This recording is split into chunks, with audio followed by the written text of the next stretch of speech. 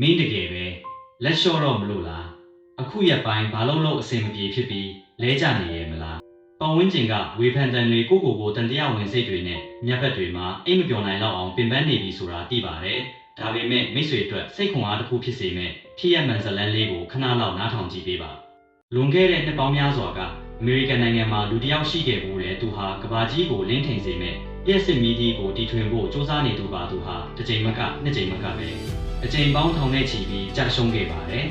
မီဒီထဲထဲမဲ့ကျိုးမြင့်လေးတွေကခဏခဏပြက်ကြတယ်မိလောင်တယ်ပောက်ကွဲတယ်ဘေးပတ်ဝန်းကျင်ကလူတွေကသူ့ကိုယူနေရလို့ဝေဖန်ကြတယ်ကြေးရကြတယ်လက်လျှော့လိုက်ဖို့အချိန်ချင်းပြောခဲ့ကြတယ်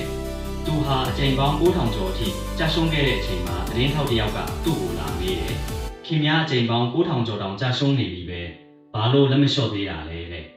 အဲ့ဒီအချိန်မှာသူကပြုံးပြီးဘာပြန်ပြောခဲ့လဲသိလားကျွန်တော်မကြာရှုံးခဲ့ပါဘူးအလုံးမဖြစ်နိုင်တဲ့နေလန်ပေါင်း9000ကျော်ကိုအောင်မြင်စွာရှာဖွေတွေ့ရှိခဲ့တာပါတဲ့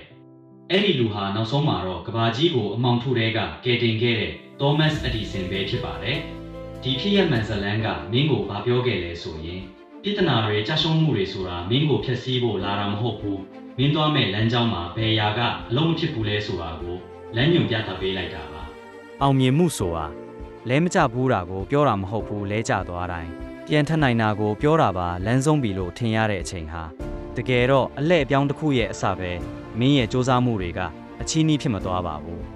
အတွေ့အကြုံတွေအနေနဲ့မင်းရဲ့ရင်ထဲမှာအမြဲရှိနေတာပါမုံတိုင်းပြီးရင်လင်းလက်တဲ့နေ့တစ်ကအမြဲတမ်းရောက်လာစမြဲပါဒါကြောင့်ဘယ်တော့မှအာမလျှော့လိုက်နဲ့မင်းနောက်မှာကြံခဲ့တဲ့ကြာရှုံးမှုတွေကမင်းကိုဘယ်တော့မှအရှုံးမပေးနိုင်ဘူးမင်းရဲ့အောင်မြင်မှုကရှေ့မှာပဲစောင့်နေတာဒီနေ့ကစားပြီးပြန်ထက်လိုက်ပါမင်းလုံနိုင်ပါတယ်